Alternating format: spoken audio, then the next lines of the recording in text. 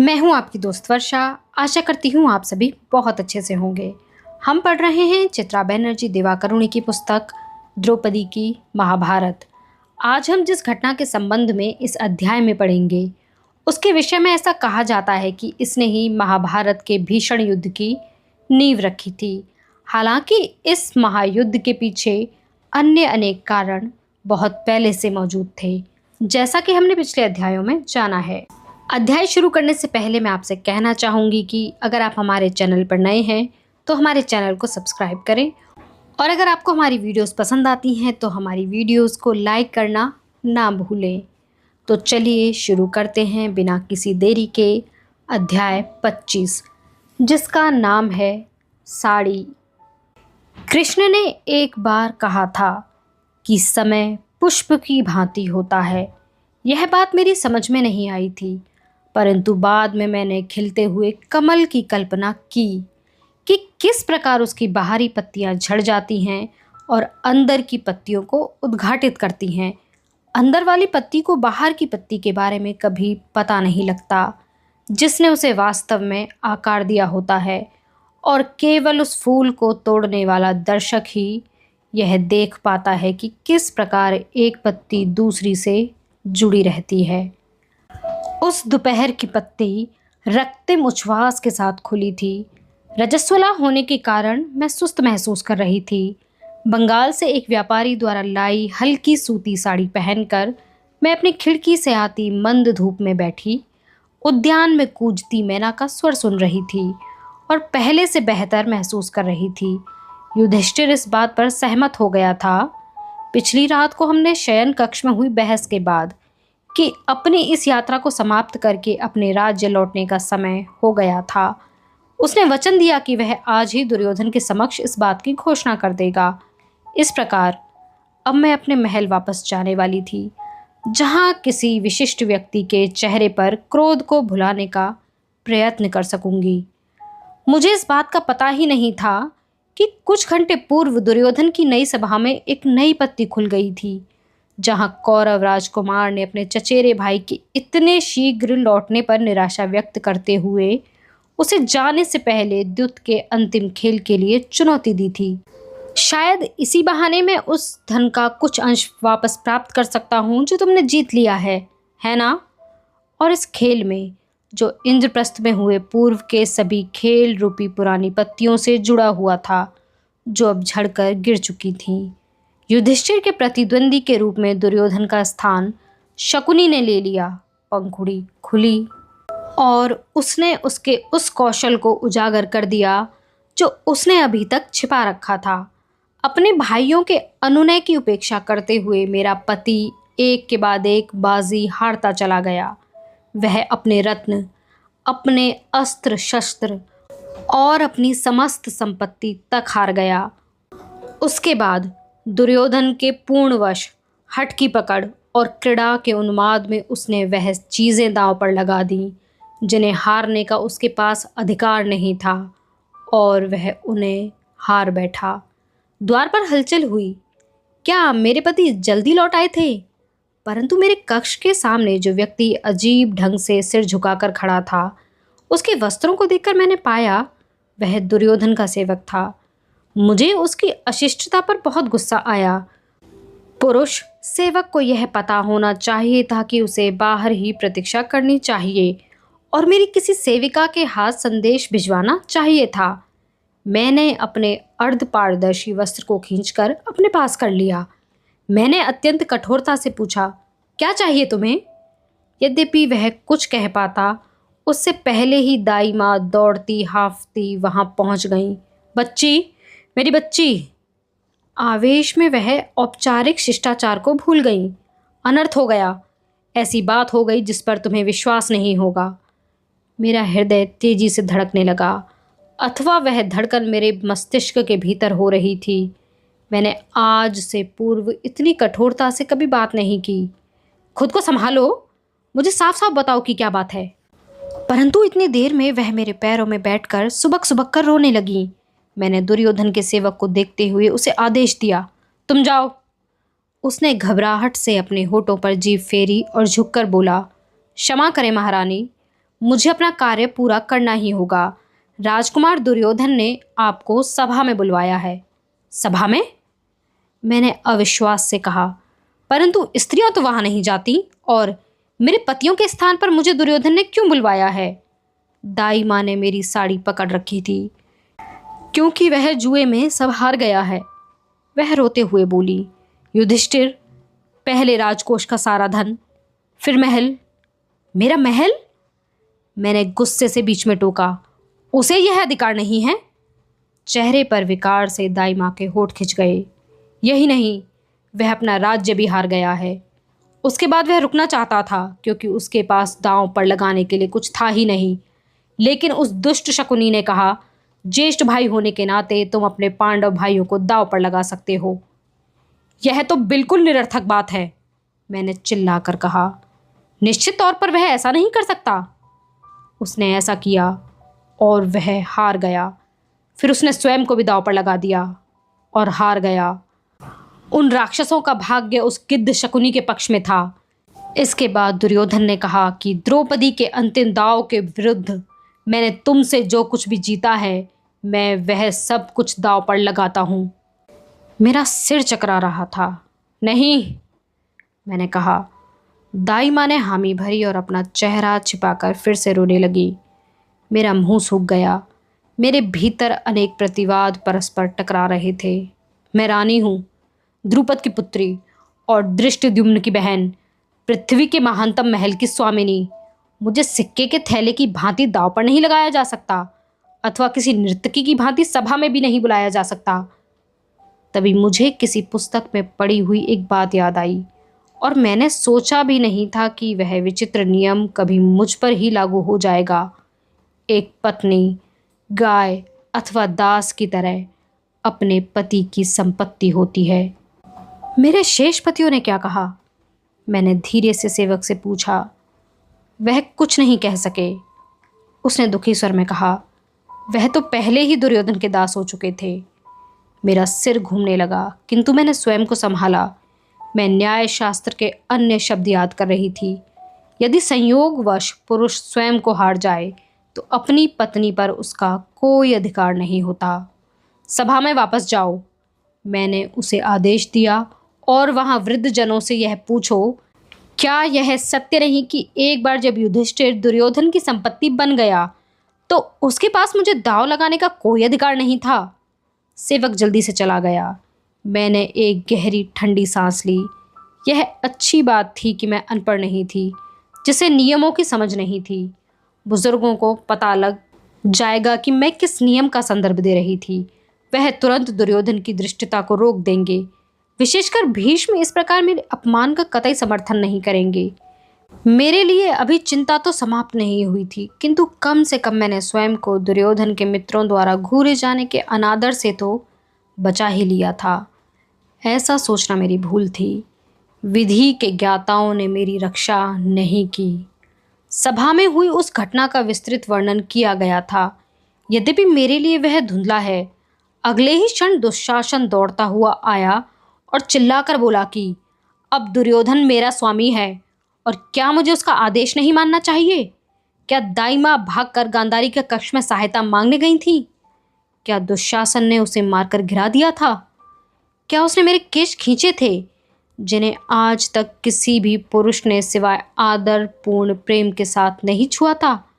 मैंने उससे वस्त्र बदलने की प्रार्थना की। मेरी विनम्रता को झूठा बताकर वह मुझ पर हंसने लगा और महल के गलियारे में सबके सामने ही मुझे घसीटता हुआ ले गया। किसी ने हस्तक्षेप करने का साहस नहीं किया। मैंने स्वयं को सैकड़ों पुरुष आंखों के सामने सभा में खड़ा पाया। अपनी अस्त व्यस्त साड़ी को समेटते हुए मैंने अपने पतियों से सहायता की याचना की। उन्होंने यातना भरी दृष्टि से मुझे देखा, किंतु वह सब शिथिल होकर बैठे रहे। मैं देख सकती थी कि वह सब युधिष्ठिर की शब्द बेड़ियों से बंधे पहले ही दुर्योधन की संपत्ति बन चुके थे। उसी शब्द ने मुझे भी दुर्योधन की संपत्ति बना दिया था। उन्हें लगा कि मुझे अथवा स्वयं को छुड़ाने का उनके पास कोई अधिकार नहीं था। जब मैंने नेत्रहीन पुरुष का नाम लिया तो वह अपना सिर इधर उधर घुमाकर दुविधा में होने का नाटक करने लगा। मेरी उत्कंठा बढ़ रही थी, किंतु अभी मैंने हिम्मत नहीं हारी थी। मैंने सहायता के लिए पितामह को पुकारा, क्योंकि मुझे विश्वास था कि वह अवश्य हस्तक्षेप करेंगे। क्या उन्होंने मुझे अपनी प्रिय पौत्री नहीं कहा था? क्या उन्होंने मुझे वह सब गुप्त बातें नहीं बताई थीं जो उन्होंने दूसरों से छिपा रखी थीं? क्या उन्होंने माया महल की स्वामिनी बनने में मेरी सहायता नहीं की थी? परंतु मुझे यह देखकर विश्वास नहीं हुआ कि वह भी अपना सिर झुकाकर बैठे रहे। यह देखकर अपनी विजय पर दुर्योधन हंसने लगा। उसने अत्यंत बेशर्मी के साथ मुझे अपनी जांघ पर बैठने के लिए कहा और फिर अंत में मैंने कर्ण की ओर देखा। वह मेरी अंतिम आशा था और वही अकेला था जो दुर्योधन को रोक सकता था। उसने मेरी तरफ पलट कर देखा। उसकी दृष्टि स्थिर थी। उसके चेहरे पर प्रतीक्षा के भाव थे। मुझे पता था कि वह क्या चाहता था, कि मैं घुटनों के बल गिरकर उससे दया की भिक्षा मांगूं। फिर वह मुझे बचा लेता। वह असहाय लोगों की सहायता करने के लिए विख्यात था, परंतु मैं स्वयं को इस स्तर तक नहीं गिरा सकती थी। यदि मर जाऊं तो भी नहीं। वह हमारा शत्रु था। मैंने हाल में ही उसके मैत्री प्रयास को अस्वीकार कर दिया था। तो फिर यदि वह मेरी सहायता के लिए नहीं आया तो मुझे विश्वासघात का एहसास क्यों हो रहा था? मैंने अपने आत्मसम्मान का आवाहन किया और अपने आंसुओं को रोक लिया। मैंने अपने भीतर की समस्त घृणा को बटोरा और उसे कर्ण पर केंद्रित कर दिया। मेरी आंखों में तिरस्कार का भाव देखकर कर्ण का चेहरा ऐसा सफेद और स्थिर हो गया मानो वह हस्ती दंत का बना हुआ हो। दुर्योधन अपनी विजय पर हंस रहा था। उसने चिल्लाकर दुशासन से कहा, पांडवों के सुंदर वस्त्र और आभूषण उतार लो, यह सब अब हमारा है। इससे पहले कि दुर्योधन उन्हें छू पाता, मेरे पतियों ने अपने ऊपर के वस्त्र, सोने के हार और बाजूबंद उतारकर फेंक दिए। कर्ण फर्श पर पड़े उस चमकदार सामान के ढेर को ध्यान से देखने लगा, मानो उसमें कुछ रहस्य छिपा हो। उसका मुख हर्षविहीन मुस्कान के साथ खुला। द्रौपदी के साथ अलग व्यवहार क्यों? इसके वस्त्र भी उतार लो। भाट और चारण गीत के माध्यम से बताते हैं कि जब दुशासन ने मेरी साड़ी खींचकर मेरी नग्नता को सबके सामने उजागर करने का प्रयास किया तो क्या हुआ था। मेरी साड़ी खींचते खींचते वह थक गया, किंतु किस प्रकार वह लंबी होती चली गई। क्या यह कोई चमत्कार था? मुझे नहीं पता। मैंने अपनी आंखें बंद कर ली थीं। मैं रोकने का बहुत प्रयास कर रही थी, किंतु मेरा शरीर कांपता जा रहा था। मैंने अपनी साड़ी को कसकर अपनी मुट्ठी में दबा रखा था, मानो उस निरर्थक कार्य से मैं स्वयं को बचा सकती थी। सर्वाधिक शर्मनाक बात जो किसी स्त्री के साथ हो सकती है, वह मेरे साथ होने जा रही थी। मेरे साथ, जो यह सोचती थी कि अपने समय के महानतम राजाओं की गौरवान्वित एवं प्रिय पत्नी होने के नाते मुझे कोई क्षति नहीं पहुंचा सकता था। इस समय वह सब शिथिल हुए बैठे थे, जबकि मैं दुशासन के साथ संघर्ष कर रही थी। जादूगरनी ने कहा था, जब किसी बड़े संकट में फंस जाओ तो उस व्यक्ति का ध्यान करो जो तुमसे प्रेम करता है। मैंने ध्री का ध्यान करना चाहा, किंतु मुझे सिर्फ यह विचार आया कि जब उसे मेरे साथ बीती इस घटना का पता लगेगा तो वह कितना क्रोधित और असहाय महसूस करेगा।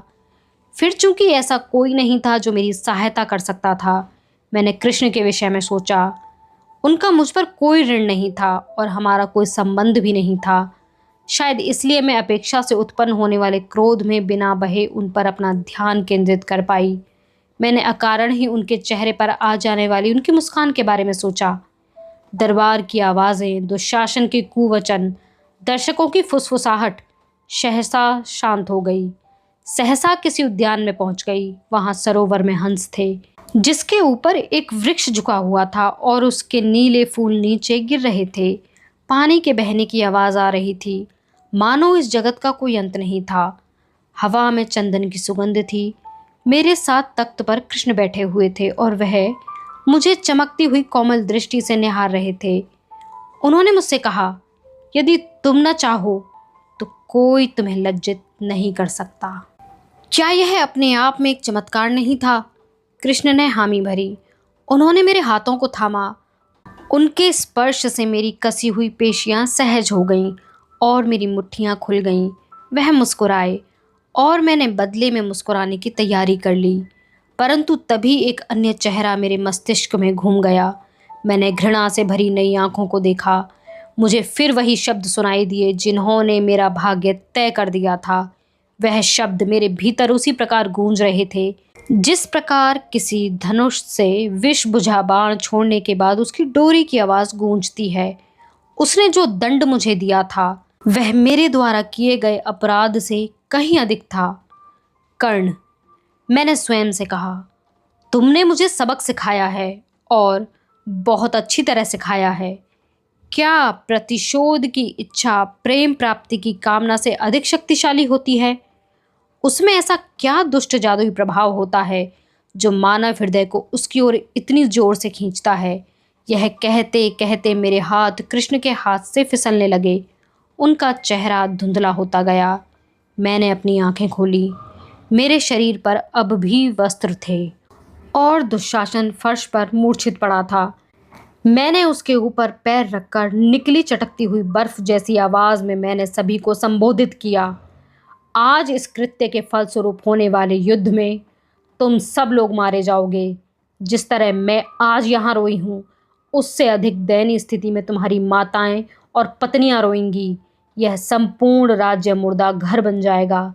तुम्हारा श्राद्ध करने के लिए एक भी कौरव उत्तराधिकारी जीवित नहीं बचेगा। यदि कुछ बचेगा तो वह आज के दिन की लज्जापूर्ण स्मृति जो तुम लोगों ने एक असहाय स्त्री के साथ करने का प्रयास किया है। मैं यह कह तो सबको रही थी किंतु मेरी दृष्टि कर्ण पर ही टिकी हुई थी। मुझे एक बात की प्रसन्नता थी। आज जो कुछ हुआ उससे मेरी सभी शंकाएं दूर हो गई थीं। अब मुझे कभी उसका ध्यान आकर्षित करने की इच्छा नहीं होगी। अपने पीछे मैंने भीम और अर्जुन को प्रतिज्ञाएं लेते सुना और नेत्रहीन राजा की उत्कंठा भरी याचना सुनी जिसमें वह मेरा नाम पुकार कर मुझसे अपना शाप वापस लेने के लिए प्रार्थना कर रहा था। मेरे भीतर लाल रंग की धुंध में कृष्ण का चेहरा घुल गया किंतु मेरे शब्द रुक नहीं रहे थे। मैंने अपने केश उठाकर सबको दिखाए। मेरा स्वर अब शांत था क्योंकि मुझे पता था कि मैं जो कुछ कह रही थी वह अवश्य घटित होगा। मैं अपने केश तब तक नहीं बांधूंगी, मैंने कहा, जब तक मैं इन्हें कौरवों के रक्त से नहीं धो लेती। मैंने सभा में उस दिन क्या सीखा? इतने समय तक मैं अपने पतियों की ताकत पर भरोसा करती थी। मैं सोचती थी कि चूंकि वह मुझे प्रेम करते हैं वह मेरे लिए कुछ भी कर सकते हैं। परंतु अब मुझे समझ में आया कि हालांकि वह मुझसे प्रेम करते थे जितना कोई पुरुष कर सकता है, कुछ और भी चीज़ें थीं जिनसे वह अधिक प्रेम करते थे। उनके लिए सम्मान, एक दूसरे के प्रति निष्ठा और प्रतिष्ठा की अवधारणाएं मेरी पीड़ा से अधिक महत्वपूर्ण थीं। वह मेरे हिस्से का प्रतिशोध लेंगे, अवश्य लेंगे, किंतु तब जब उन्हें लगेगा कि परिस्थितियां ऐसी होंगी कि उन्हें नायकों वाली ख्याति मिलेगी। स्त्री इस प्रकार नहीं सोचती। उस दिन यदि मेरे पास सामर्थ्य होता तो मैंने बचाने के लिए स्वयं को झोंक देती। मैं इस बात की परवाह नहीं करती कि लोग क्या सोचेंगे। मेरी आवश्यकता के समय उन्होंने जिस तरह चुनाव किया था उससे हमारे संबंधों में कुछ बदल गया था। मैं भविष्य में उनके ऊपर पूरी तरह निर्भर नहीं रहती थी। जब मैं स्वयं को आहत होने से बचाने की सावधानी बरतती थी तो मेरा वह प्रयास जितना शत्रु से बचने का होता था उतना ही उनसे भी बचने का होता था। पुरुषों के लिए कोमल भाव सदैव ताकत और गौरव से जुड़े हुए होते हैं। इसलिए कर्ण मेरी याचना की प्रतीक्षा करता रहा, जबकि वह चाहता तो मेरी उस पीड़ा को एक शब्द कहकर रोक सकता था। यही कारण था कि जब मैंने उससे दया की भिक्षा नहीं मांगी तो उसने मुझे अपना लक्ष्य बनाया। इसलिए उसने दुशासन को ऐसे कृत्य के लिए उकसाया जो सम्मान के उस नियम के विरुद्ध था जिसका पालन वह अपने जीवन में करता आया था। उसे पता था कि उसे बाद में इसके लिए पछताना पड़ेगा। उसकी कठोर मुस्कान में उसकी पीड़ा का दर्द पहले से ही मौजूद था। परंतु एक स्त्री का हृदय क्या अंत में शुद्ध हो पाया था? यही वह अंतिम सत्य था जो मैंने समझा। अब तक मैं स्वयं को अपने पिता से और उन सभी पुरुषों से बेहतर समझती आई थी जिन्होंने सिर्फ उस एक व्यक्ति को दंडित करने के लिए हजारों मासूम लोगों पर अत्याचार किया था जिसने उनको क्षति पहुंचाई थी। मुझे लगता था कि मैं उनको प्रेरित करने वाली आकांक्षाओं से ऊपर थी, परंतु मेरे भीतर भी तो वही सब था और मेरे रक्त में भी प्रतिशोध भरा हुआ था। जब वह क्षण आया तो मैं स्वयं को रोक न सकी। जैसे एक कुत्ता हड्डी को चबाने का लाभ नहीं छोड़ पाता, चाहे उसके मुंह से खून आने लगे। मैं अपने भीतर पहले से ही इन बातों को सीख कर बैठी थी। इन्हें मैं वनवास के लंबे समय के दौरान अपनी इच्छित वस्तुओं को प्राप्त करने के लिए प्रयोग करने वाली थी, चाहे उसकी कीमत कुछ भी हो और जो मुझे चुकानी भी पड़े। यद्यपि चतुर कृष्ण ने, जिन्होंने मुझे एक अलग प्रकार की शांति प्रदान की थी, अपनी निराशापूर्ण आंखों के द्वारा मुझे क्या सिखाने का प्रयास किया था। आज का अध्याय यहीं पर समाप्त होता है। आप हमें कमेंट बॉक्स में लिखकर यह ज़रूर बताएं कि आपको यह अध्याय और इसका विवरण कैसा लगा। मिलते हैं अगले अध्याय के साथ। तब तक हमारे साथ बने रहने के लिए बहुत शुक्रिया।